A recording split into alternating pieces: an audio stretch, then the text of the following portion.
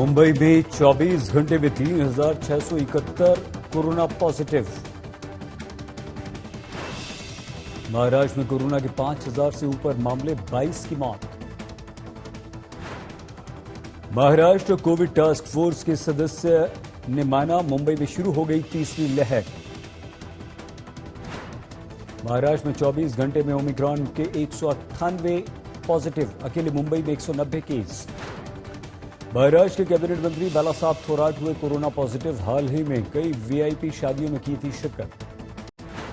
अर्जुन कपूर के कजन भाई अभिनेता मोहित मारवा और उनकी पत्नी भी कोरोना पॉजिटिव।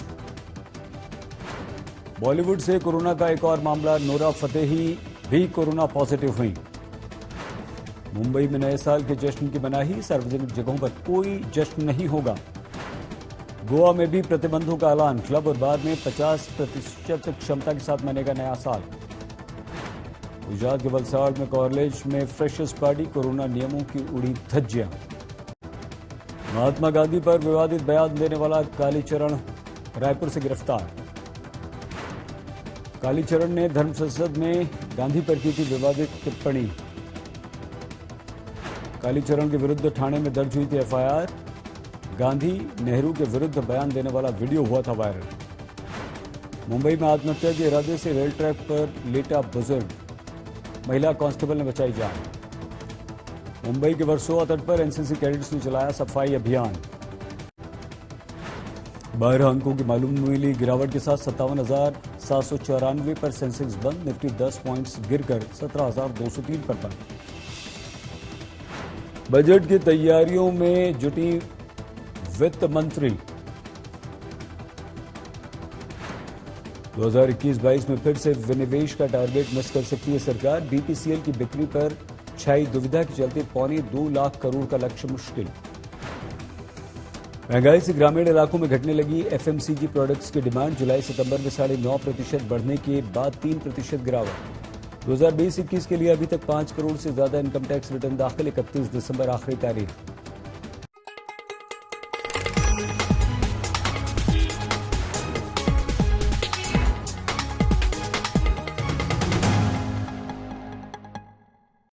महाराष्ट्र में नेता भी बड़ी संख्या में कोरोना पॉजिटिव हो रहे हैं और इसके पीछे शीत सत्र और वीवीआईपी शादी एक बड़ी वजह मानी जा रही है।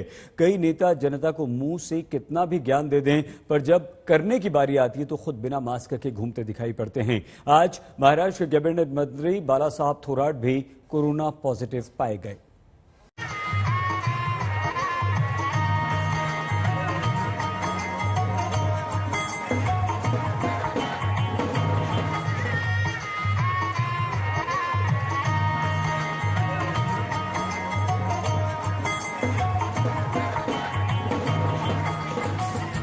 महाराष्ट्र में संक्रमण को रोकने के लिए 25 दिसंबर से लागू हुई गाइडलाइंस कहती हैं कि बंद जगह पर हुई शादी में 100 से ज्यादा और खुली जगह पर 250 से ज्यादा गेस्ट शामिल नहीं हो सकते।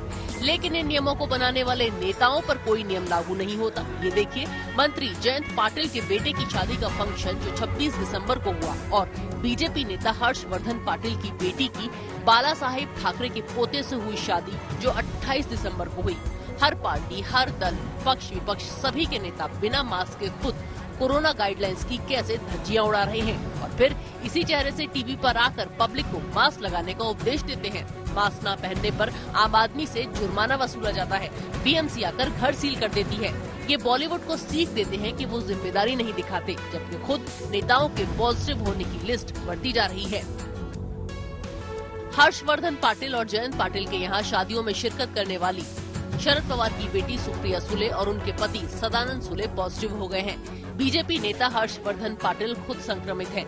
मंत्री जयंत पाटिल के रिश्तेदार और नगर विकास राज्य मंत्री प्राजक्त तनपुरे की रिपोर्ट पॉजिटिव आई है। इसके अलावा शीत सत्र भी नेताओं के पॉजिटिव होने की वजह बनकर सामने आ रहा है। शीत सत्र के दौरान आदिवासी विकास मंत्री केसी पाड़ावी, शिक्षा मंत्री वर्षा गायकवाड़ भी पॉजिटिव पाई गयी। बीजेपी विधायक राधाकृष्ण विखे पाटिल, बीजेपी विधायक समीर मेघे और बीजेपी विधायक माधुरी मिसल और नेता विपक्ष देवेंद्र फडणवीस के 2 स्टाफर भी शीत सत्र के दौरान पॉजिटिव पाए गए। आप शादियों के वीडियो देखेंगे तो पाएंगे कि शायद ही कोई नेता इनमें मास्क लगाए हुए है। कौन कहेगा कि सैकड़ों हजारों की भीड़ वाली ये शादियां उस राज्य में हो रही हैं जहां बढ़ते कोरोना संक्रमण को रोकने के लिए रात 9 बजे से नाइट कर्फ्यू से लेकर तमाम तरह की बंदिशें लगी हैं। जब हमने नेताओं से इस बारे में सवाल किए तो उनके अजीबोगरीब जवाब सुनिए। आता आपले प्रधानमंत्री जरी मास्क लावा असं सांगतात आणि स्वतः मास्क लावत नाहीत, त्याच्यामुळे आम्ही प्रधानमंत्र्यांचं ऐकतो आणि आम्ही लावत नाही आपण सगळे, कारण आपण प्रधानमंत्र्यांचं ऐकतो। मुख्यमंत्री मास्क लावतात पण देशाचे नेते प्रधानमंत्री मोदी आहेत। ते जागतिक स्तरावर किंवा राष्ट्रीय कार्यक्रमात कुठेही त्यांना जनतेने मास्क लावलेला नसल्यामुळे जनताही मास्क लावत नाही, मोदी लावत नाहीत म्हणून आम्ही लावत नाही आणि मीही मोदींना फॉलो करतो।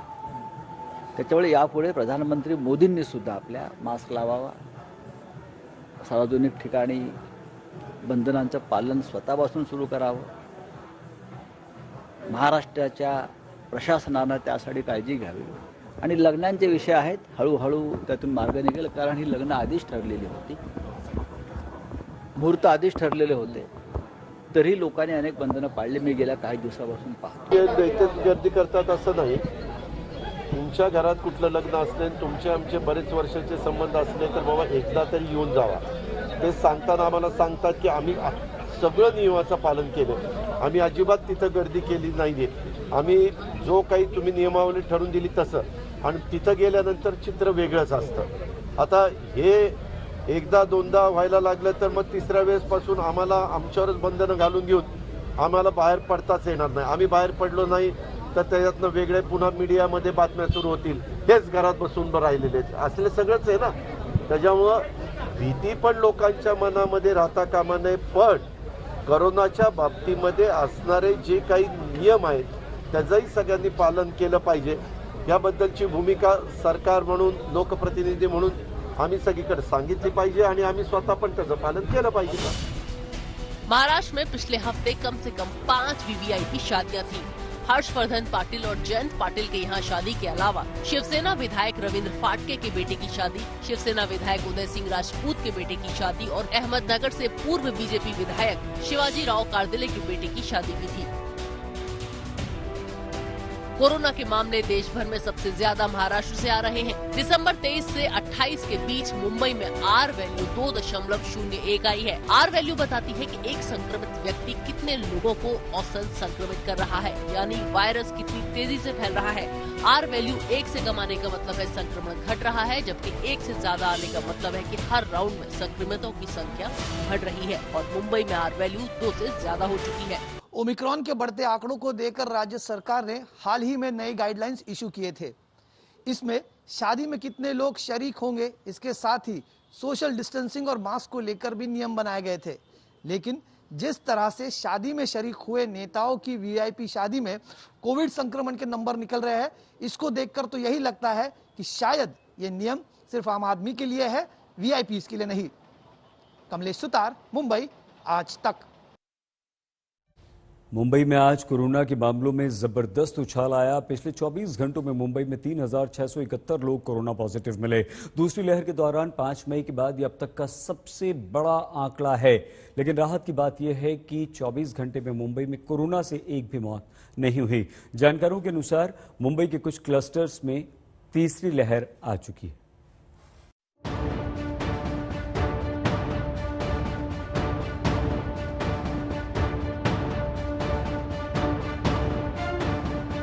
मुंबई में बुधवार के मुकाबले कोरोना के मामले गुरुवार को करीब 46% बढ़ गए हैं। मुंबई में 30 दिसंबर को 3671 केस आए हैं। 29 दिसंबर को ये संख्या 2510 थी, जबकि 28 दिसंबर को 1377 केस आए थे।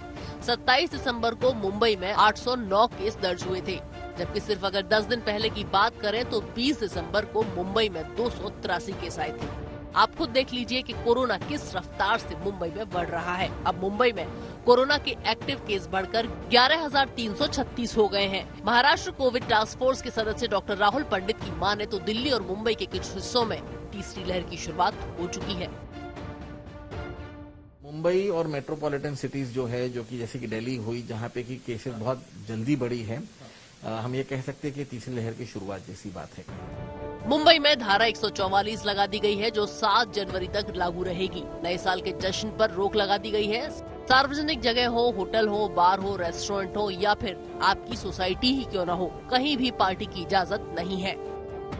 डॉक्टर्स की अगर माने तो ओमिक्रॉन के चलते मुंबई में तीसरी लहर आ चुकी है और इसीलिए इतने ज्यादा केसेस पॉजिटिव पाए जा रहे हैं। इसमें से कई लोग जो हैं वो फुल्ली वैक्सीनेटेड हैं जो कि कोविड के लिए पॉजिटिव पाए जा रहे हैं। साथ ही साथ कम से कम लोगों को हॉस्पिटलाइजेशन की जरूरत पड़ रही है और साथ ही साथ 6 से 7 दिनों में लोगों की रिकवरी भी हो रही है। लेकिन एक साथ इतने बढ़ते मामलों ने प्रशासन की चिंता भी बढ़ा दी है। आने वाले न्यू ईयर पे मुंबई में न्यू ईयर पार्टी तो पूरी तरह से बैन की गई है, लेकिन उसके साथ ही साथ स्वास्थ्य मंत्री राजेश टोपे ने ये इशारा दिया है कि अगर मुंबई का पॉजिटिविटी रेट जो है इसी तरह से बढ़ता रहा तो आने वाले दिनों में दिल्ली की तरह और भी रिस्ट्रिक्शंस सख्त किए जाएंगे। राज्य के गृह मंत्री ने लोगों को नए साल का जश्न घर पर ही रहकर मनाने की हिदायत दी है। वहीं पुलिस को भी सख्त ताकीद दी गई है कि वो लोगों को सड़कों पर उतरने न दे। गुरुवार को महाराष्ट्र में ओमिक्रॉन के 198 केस आए हैं, जिनमें 190 केस मुंबई के हैं। फिलहाल ओमिक्रॉन के केस भले ही माइल्ड दिख रहे हैं, पर जानकार कह रहे हैं कि वास्तविकता अगले 2-3 हफ्तों में मरीजों के अस्पताल में भर्ती होने की दर से पता चलेगी। फिलहाल संक्रमण को बढ़े 1 हफ्ता ही हुआ है, इसलिए लोग खूब सावधानी बरतें, कोरोना प्रोटोकॉल का पालन करें। पुलिस को एकदम सख्त सूचना दी गई है कि ऐसा कुछ इंसिडेंट नहीं हो, ऐसे लोग रास्ते पे नहीं आए। इसलिए जो भी बंदोबस्त करना है, जो भी कार्रवाई करनी है कार्रवाई करनी है। लेकिन कार्रवाई करने से मैं अपील करता हूं ज्यादा कि आप अपने खुद के हित के लिए आप ये रास्ते पे नहीं आए। पर जरा लापरवाही देखिए। बुधवार को मुंबई में दिखी इस भीड़ में युवा, बच्चे, बुजुर्ग सभी हैं। सोशल डिस्टेंसिंग तो भूल ही जाइए, बहुत से लोगों ने मास्क तक नहीं लगा रखा। कुछ के मास्क थोड़ी पर लटके हुए हैं। ये भीड़ मुंबई में नए बनकर तैयार हुए बांद्रा रिक्लेमेशन एरिया में घूमने आई है। मुंबईकरों को अब अपने इस रवैये को बदलना होगा। पूरे महाराष्ट्र में आज कोरोना के 5,368 नए मामले आए हैं और 22 लोगों ने दम तोड़ा है। मुंबई से पंकज उपाध्याय और मुस्तफा शेख के साथ आज तक ब्यूरो।